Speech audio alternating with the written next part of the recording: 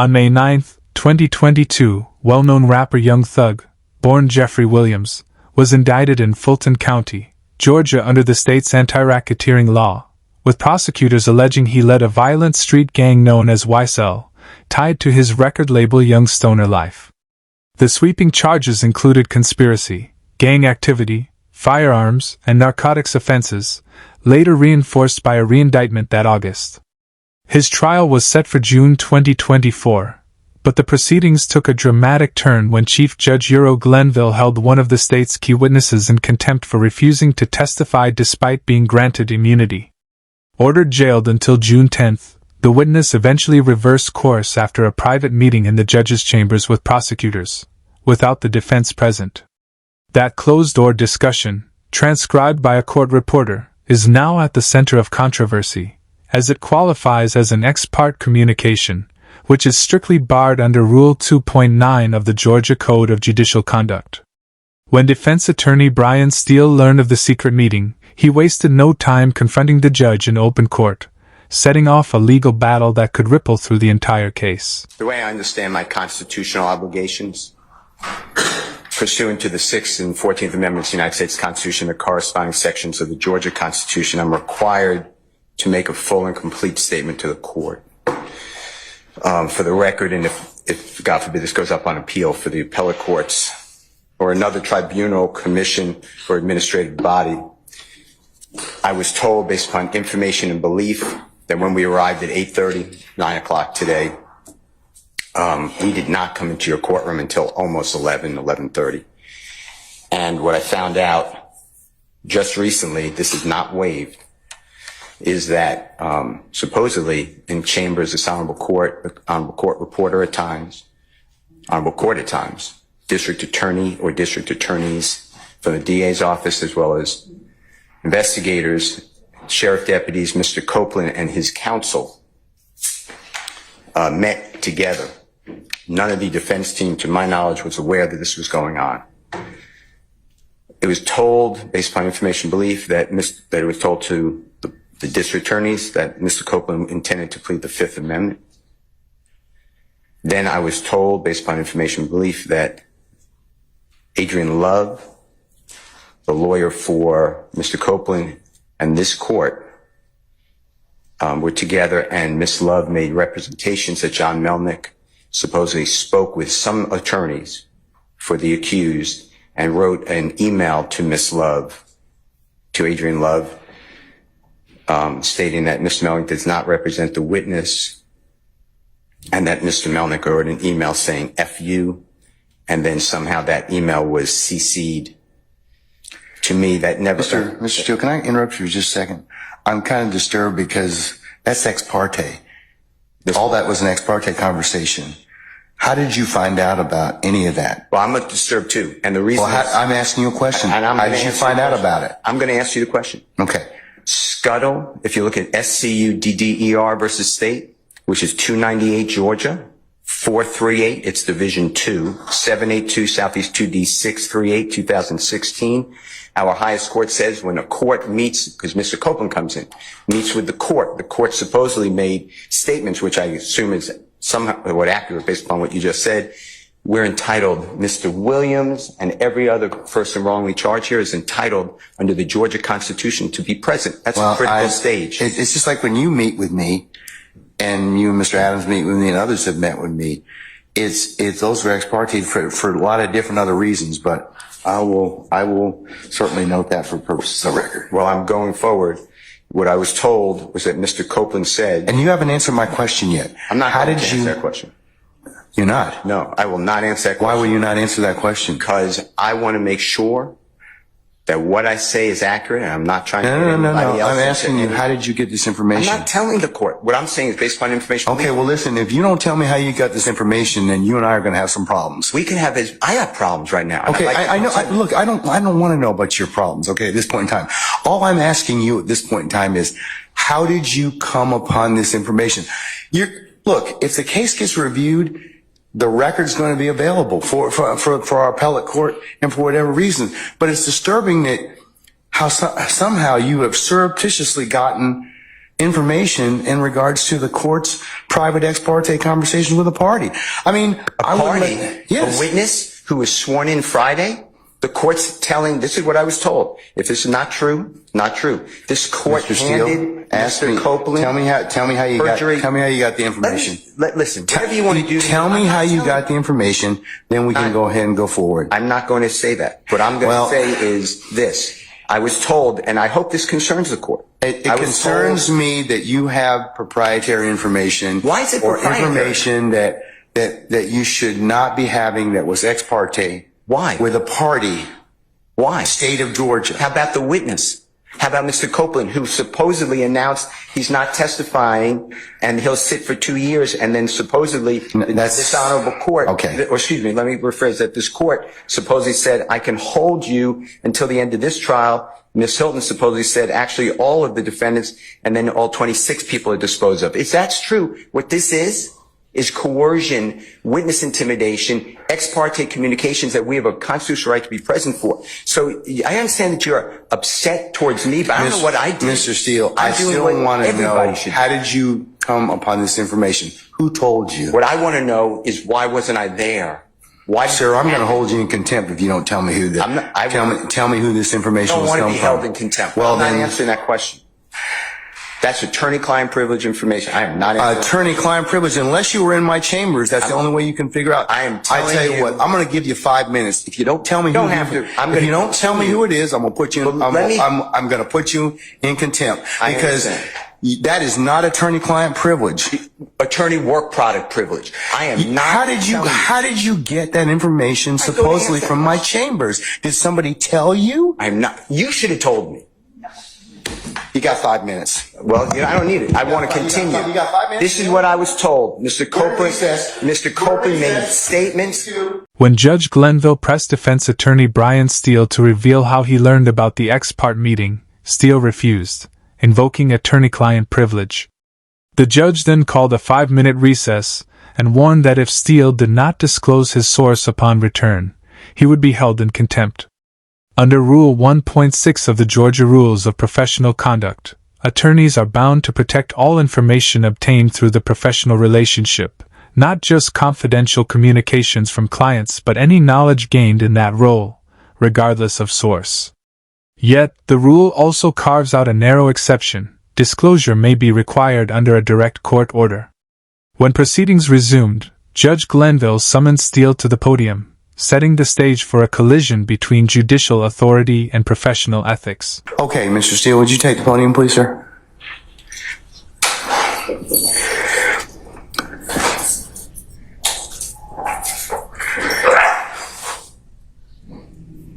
You all right?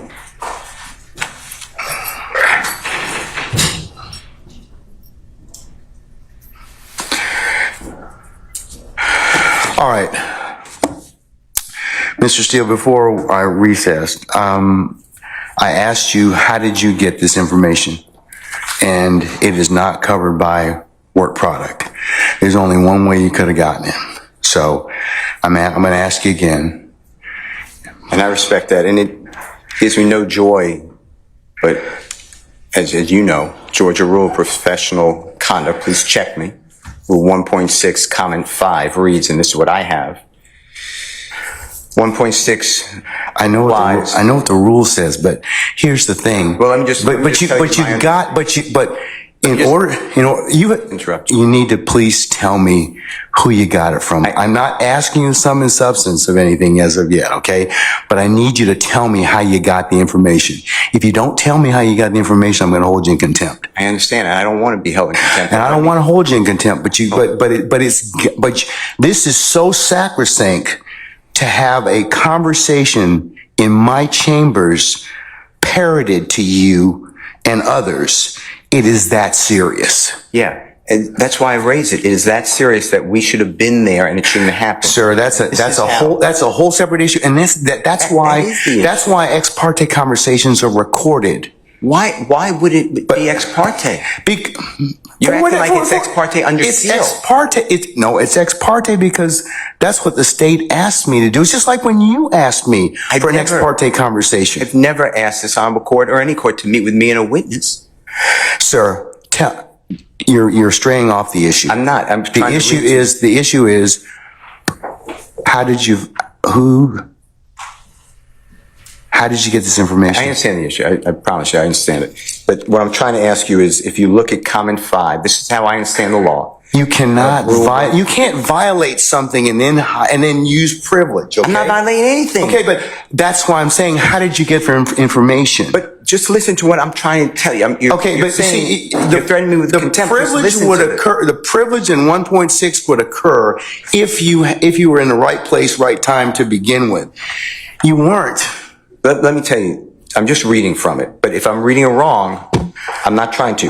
It says 1.6 applies not merely to matters communicated in confidence by the client, but also to all information gained in the professional relationship, whatever its source. So you're asking me to break, you're ordering me, maybe, you're asking me, I'm not saying you're ordering me, but to give you information, and you're saying it's not substance, but I'm telling you I can't do that under the bar rule. All right, well, I'm going to hold you in contempt. And you can think about it. 5 o'clock today, we'll see where you are at that stand on that point. Because no, that's not what I understand the rule to be. I've not asked you sum and substance of what was said. I asked you how you got it. I can't do that. Yes, you can, because I have an idea how you got it. Well, your idea. I have an idea how you got it, but that's improper, sir. Your idea may be wrong, and you're asking me to listen. I told you the first time. And I'm not going to breach that confidence. I don't want to hold you in contempt, but this is that serious. Judge, you cannot eavesdrop and get information that was not meant for you to hear at that particular point in time. When Brian Steele again refused to reveal how he discovered the ex-parte meeting, Judge Glenville found him in contempt, giving him until 5 p.m. to name his source. The judge argued that he wasn't demanding confidential client communications, only the method by which Steele obtained the information. But Steele stood firm, countering that even identifying the source would breach his duty under Rule 1.6 of the Georgia Rules of Professional Conduct, which requires attorneys to protect all information gained in the course of representation. To Steele, the distinction didn't matter. Revealing the source itself would cross the ethical line he was bound to uphold. Judge, listen, I'll do whatever you want to 5 o'clock or thereafter. But what I'm trying to tell you is, Your Honor, this is so serious to me. We need a hearing, and I'm moving for a mistrial. It is my understanding, based upon information belief, from whom? Part of it. From whom? Well, I'd like to get the substance first, and then we can talk. Okay, well, then you'll be in custody until then, because you need to tell me how you got the information. I'm not asking you what was said. You've already kind of given us some snippets of what you said. That tells me that somebody parroted that information to you.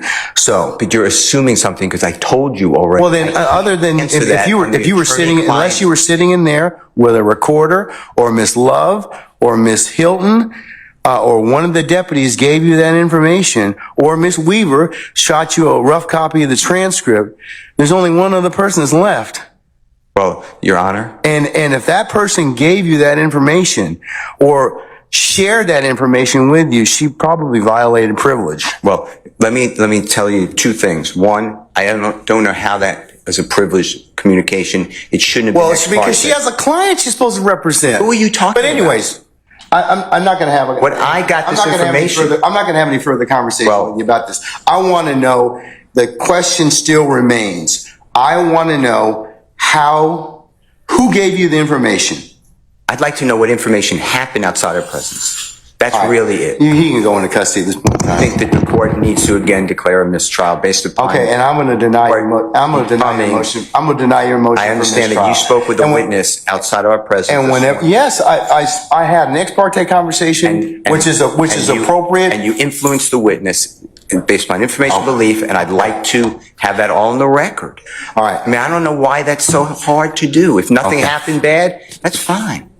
But you're acting like, tell me who it is and don't talk about the substance. Why can't we have an issue that was outside of presence? It should not have been. Because you got some information that you shouldn't have gotten. Why? Well, that's for another day. But why? Okay, Why that's for did we another exclude day. in the first place? I didn't know about this stuff. That's Raised for it another before the day. court. So I raised it as soon as we found out about it. well, I gave you the case I'm relying on. I assume you read it. If you didn't read it, you should read it. It's a material part, a critical part of the case. When a judge speaks with a witness outside the presence of the accused, the court has said it's right there in Division 2. okay. That is a material or critical part of the case, and it's an automatic reversal. Mr. Steele. But you're acting like it's Mr. Steele, private. that is not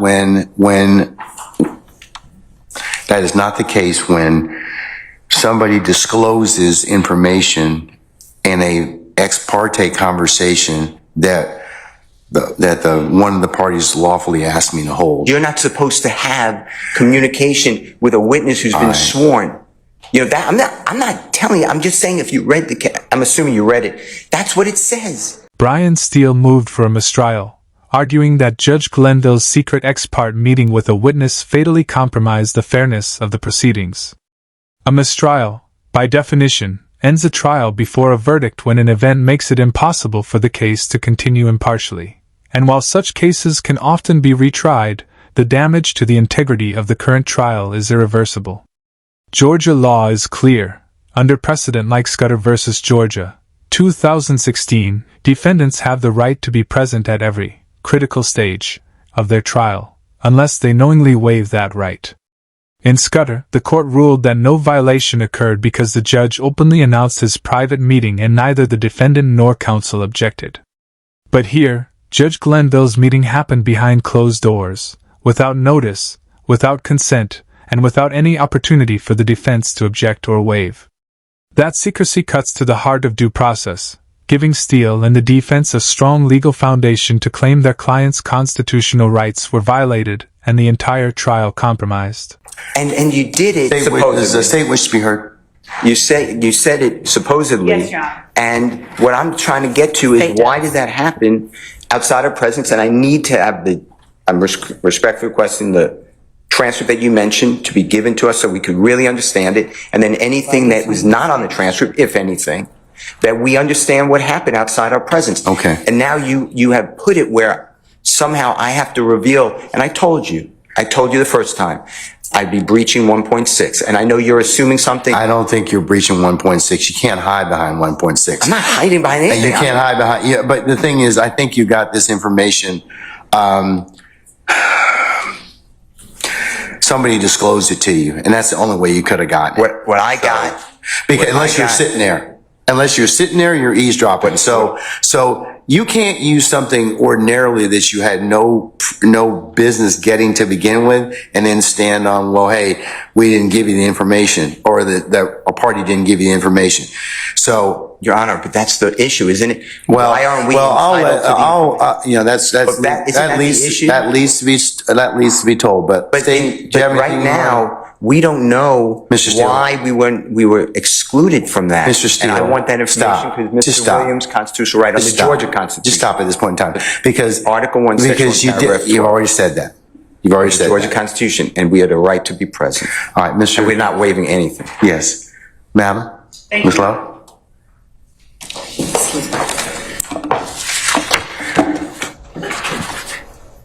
And Your Honor, excuse me. Sorry. And I know I said this previously. Yes, sir. But we are not accepting any proffer from Ms. Lowe. Okay, excuse me. Okay. All right. To the court. The court has inquired. We have no way of knowing what it is or who it was that disclosed information that was contained within an ex parte conversation. Not only was there an ex parte communication between that we requested as a state to be on record with the court, but there was communication made, I believe, to a person and his lawyer. I don't know that the reason that counsel took the podium was to address that particular issue so much as it was to try and assert an inaccurate what he calls fact and put it out there in the open as if it were true. But we certainly have the right to request ex parte communications. That's why we ask that the court reporter be present. This is a matter that the defendants did not have a right to be a part of, as this was a matter regarding a civil contempt that the court imposed upon a person for not obeying the court's directive. Prosecutor Adrian Love argued that the defense had no right to be present at the ex parte meeting because it concerned the civil contempt order against the witness, a proceeding technically separate from the criminal trial. Since the contempt ruling dealt only with the witness's compliance, and not the defendant's liberty, Judge Glenville, she claimed, was within his authority to address it privately with the witness and his attorney. But that distinction collapses under scrutiny. The outcome of the meeting, the witness agreeing to testify for the state, directly impacted the criminal trial. And under judicial conduct rules, judges are barred from ex parte communications on substantive issues in pending cases, regardless of technical labels. That's why Brian Steele's objection carries weight. The secrecy of the meeting violated the defendant's right to a fair trial. Even so, after denying multiple mistrial motions from the defense, Judge Glenville turned his attention squarely back to Steele. Okay, Mr. Steele, last time, who told you? All right, Mr. Steele's in custody, and once he clears the area, we'll go ahead and get started. If by that point means we'll get started and resume the trial, Your Honor. Yeah, we're going to continue. I'm not calling nothing. I'm not going to participate in the trial without the Steele and without You don't have that luxury at this point in time, sir. You don't. without the court addressing. You don't have that luxury. You don't have that luxury at this point in time. You don't. Without the court addressing the issue that we believe is germane. Sir, you all are really getting yourselves cross purposes at this point in time. I don't believe so. Sir, I'm telling you, you are at this point in time. You made some things out of nothing. I think that you're on very precarious ground at this point in time. So I'm telling you at this point in time, he's in custody. We're going to go ahead and start. You can represent Mr. Williams. That's okay. That's fine. I'll take up the other stuff as needed, but I'm not going to take it up right now. Respectfully, I will not. Say again? Respectfully, I will not. I cannot. Sir, you have to. Well, you're gonna have to do the best you can at this point in time, because you don't get to extort the court. That's what you're attempting to do at this point in time, sir. Yes, you are. What you're trying to do is, I'm not going forward if I don't get this. You know, it doesn't work that way, Mr. Adams. And I'm telling you at this point in time, I would just kind of govern yourself accordingly, sir. I'm telling you, as the court, under these particular circumstances, everything will come out as it should. I don't think, sir, I don't have enough information at this point in time to address it. I don't. But I'm telling you at this point in time, there is nothing that was given, said, whatever, this morning that. If there is any accuracy to some of the information that we are. But sir, I don't even know. Your co-counsel won't even tell me who said whatever. Okay. And the challenge I'm having in this particular circumstance is that is such a violation of the sacrosanctness of the court's chambers and an ex parte conversation. You're just glossing over that. You're glossing over that in its entirety. No. Mr. Williams' rights. It's not, sir. Sir. Is not. That's not what happened. That's not what happened. That's not what happened. I'm just telling you, that's not what happened. Judge, respectfully, we are not obligated to simply accept that there's been no violation. We believe that there has been, and the only. Okay, well then no, we're not doing that at this point in time. So you'll have a choice to make. All right, take Mr. Steele into custody, please. Mr. Williams does not wish to go forward without me being here. You are removing me against his will, my will. You're taking away his right to counsel. And you're conducting material parts of this trial without me present, and I can't learn about it by watching online. So for that reason, additionally, I asked for a mistrial. And I assume you denied, but I'd like you to deny our motions for mistrial. You denied the other people. I've denied your motion, but I'll certainly take that under advisement, sir. After Brian Steele refused to reveal the source of his information about the ex parte meeting, Judge Glenville escalated the conflict, holding him in criminal contempt and ordering deputies to take him into custody, briefly pulling him from the trial mid-session. Hours later, the judge relented, allowing Steele to return so as not to deprive Jeffrey Williams of his chosen counsel, but imposed a 20-day jail sentence to be served on weekends. Steele made the unusual request to serve that time in the same facility as Williams so they could continue working on the case. But before it could happen, he sought appellate relief. The Georgia Supreme Court quickly issued an emergency stay, and in October 2024 reversed the contempt order entirely, ruling that Glenville should have recused himself from a matter in which he was personally entangled.